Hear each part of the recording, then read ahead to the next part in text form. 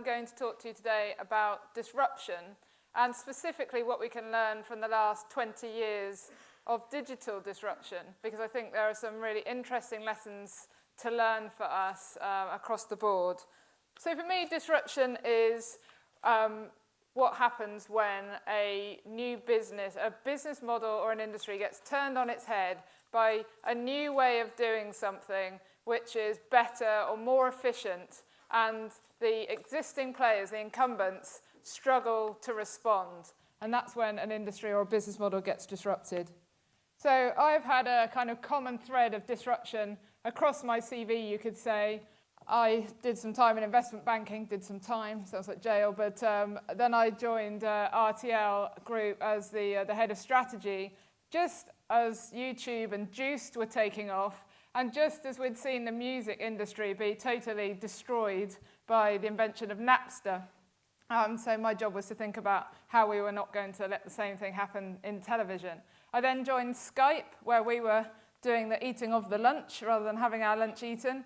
And there we were disrupting international calling revenues from the big telcos. And luckily, the big telcos were all worried about mobile disrupting their businesses, and therefore they were very focused on that. And Skype really came in and also obviously invented a new market in international video calling. I then went to Big Point, where we were trying to disrupt console games with browser games and trying not to get eaten ourselves by mobile games. I then went to help set up FutureLearn, which is massive open online courses trying to disrupt university education and more disrupting corporate learning and development. And now I run Voucher Codes, which is what I've been doing for the last 3 years, a company that was really born out of the online disruption of retail and marketing. So what I'm talking about today is really disruptive innovation. And disruptive innovation is a term that was coined by a guy called Clayton Christensen, who was running the strategy department at Harvard Business School. And he wrote this book, The Innovator's Dilemma, which I cannot recommend highly enough. He said, I'll read this, innovations that establish new markets or transform existing ones by introducing simplicity, convenience, accessibility, or affordability. That's what a disruptive innovation is. Disruptive innovations have actually always existed. The horse as a means of transport was actually disrupted not by the car, but by Henry Ford coming up with the production line that made the car affordable for the man on the street. And that was cars, or production lines, that ease the accessibility of cars, disrupting horses as a means of transport. But the last 20 years has been more about digital disruption. Most people think that digital disruption, the big case study that started all of this, was what happened to the music industry between the end of the 90s and the 2000s. So back in the day, and some of you will remember this and some of you won't, but back in the day, if you wanted to get if you liked a song that you heard on the radio, you couldn't just buy the single. You had to go to a record shop on the high street and you had to buy a CD that had the whole album on it. And the media moguls were lounging in the back of their convertibles, dining out on the money that they made with 30% profit margins from the fact that you had to go and buy a CD for the whole album. So that was the 90s, and that was the stretch limousines and, big pop stars. And then what happened was, in 1999, a company came along called Napster. And Napster allowed you to do file sharing, and people downloaded digital copies of singles, and then through peer-to-peer networks, they shared them via the internet. And this was massively, massively popular. Consumers loved it. They could get singles instead of having whole albums. They could get it for free instead of paying a lot of money.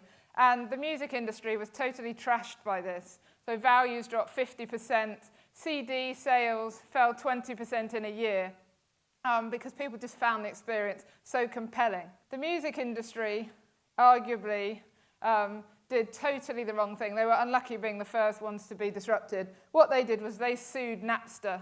They didn't just sue Napster, they kind of started to sue everybody that used Napster as well. And since it was a peer-to-peer company, that meant, they were suing thousands and thousands of people, tens of thousands of people, including it turned out a few children, some people who had died, etc., etc. It was a PR disaster for the music industry. It wasn't just a PR disaster.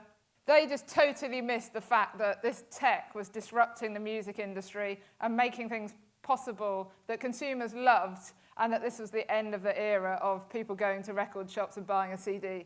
They kind of missed that. By the time they'd sued Napster and closed it down in 2001, iTunes had come along and invented the computer, the silicon chips had got fast enough and so on that you could store a lot of songs on a small device. iPods were being invented. And iTunes did a deal with all the music majors so that they could distribute these songs. That meant, digitally, and that meant that Apple owned the consumer relationship, and the music majors, they missed out on that. I could say the rest is history, but since then we've had Spotify come into the market, and music streaming even taking over from downloading and sharing of music. And so that's disrupted the market again. And meanwhile, the record companies are making a lot of money out of 360-degree relationships with the recording artists, where they are making a lot of money out of the branding and the merchandising and mostly live events. So those industries have been disrupted, and they've kind of come through in a different way.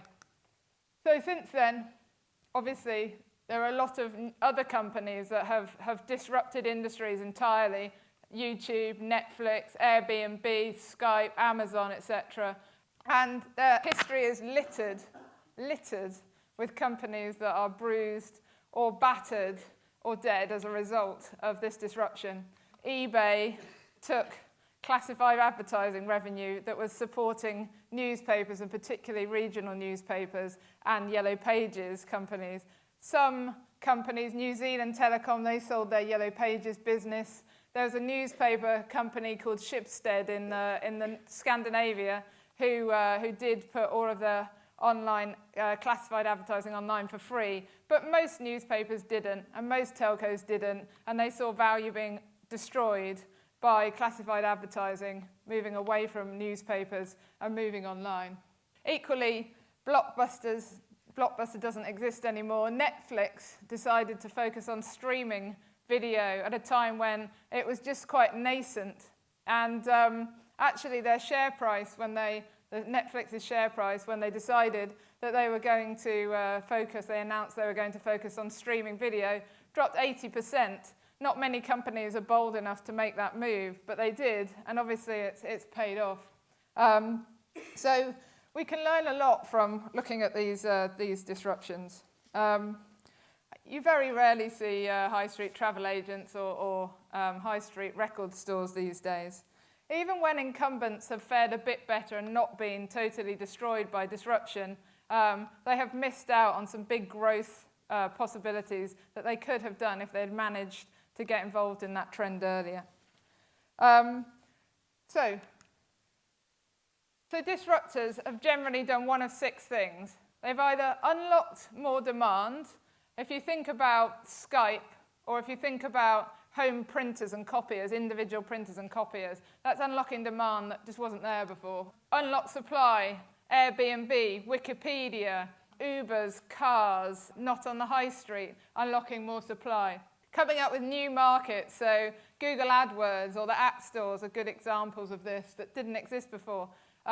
Creating new value propositions, possibly through adding social media. So who knew that we all needed Facebook and Snapchat and Instagram and so on, but they have created new value propositions which people are really enjoying.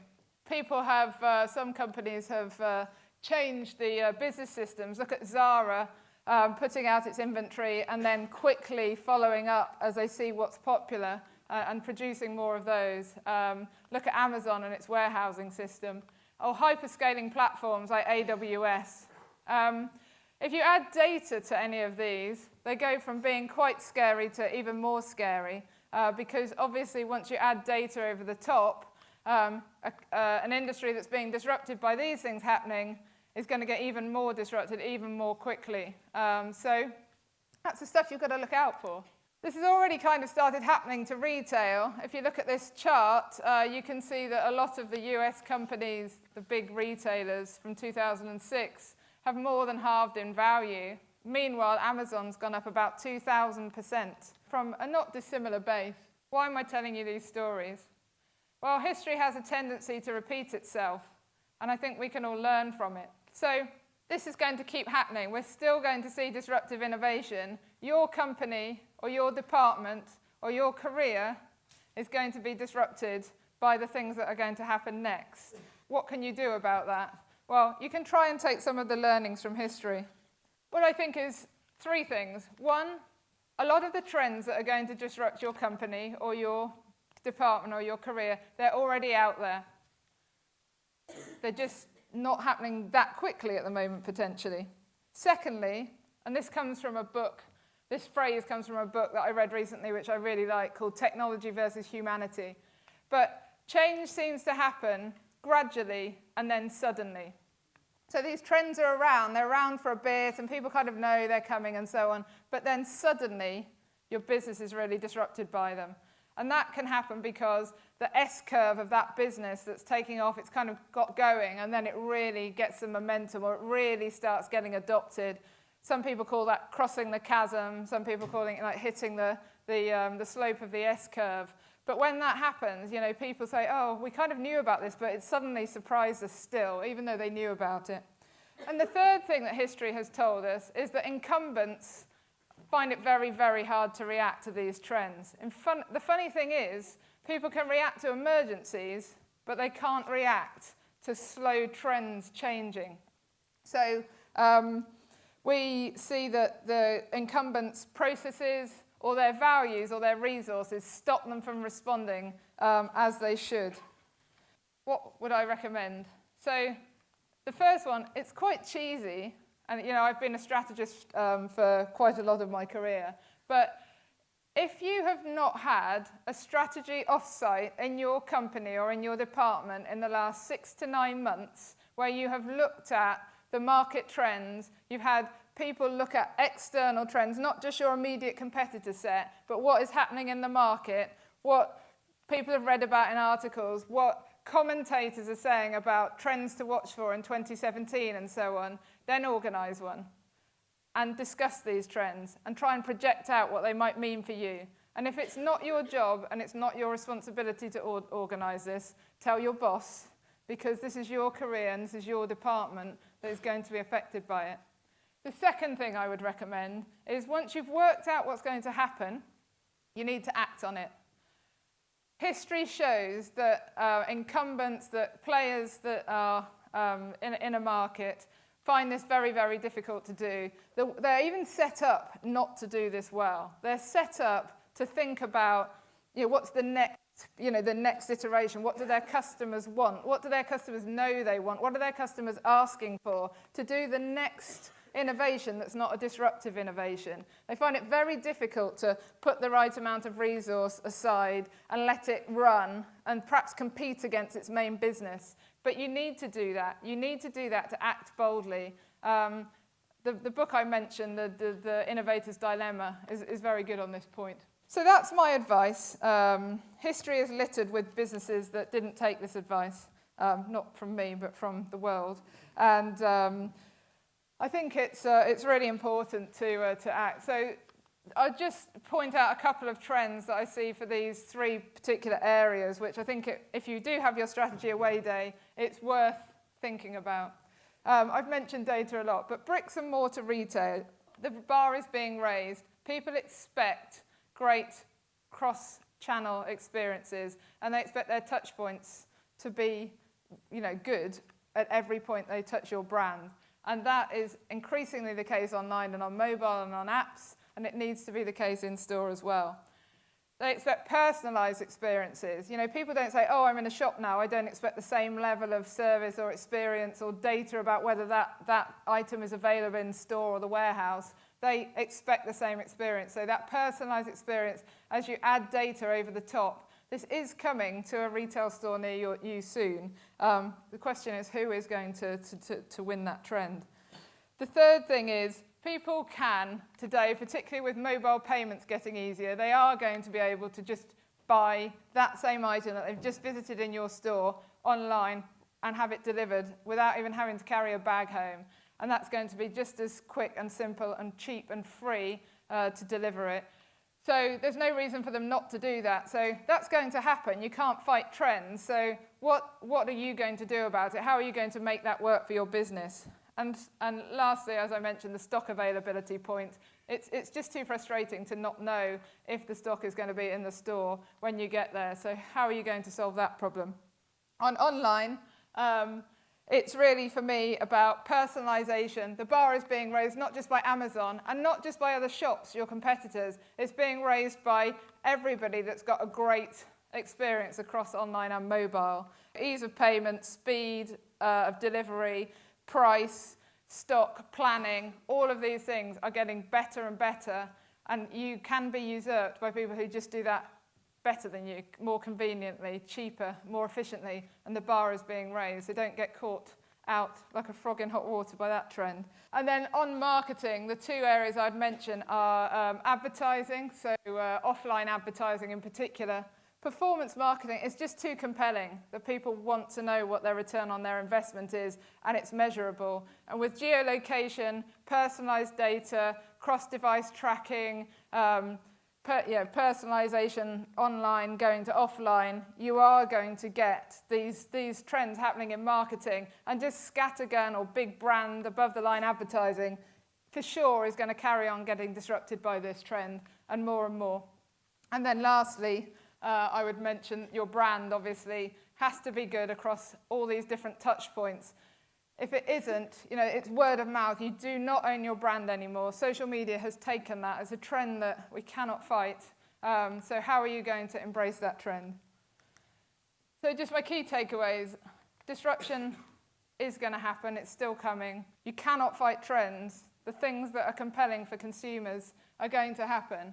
It doesn't work to ignore it. You're just going to get disrupted. As I say, history is littered with cases of people who sort of thought it wasn't going to happen to them. So you need to act, and you need to act boldly. You need to get into your groups and think about what you are going to do to actually make sure your company takes these trends seriously and does something about them. That's my advice from 20 years of being disrupted myself or trying to disrupt other people. Thank you.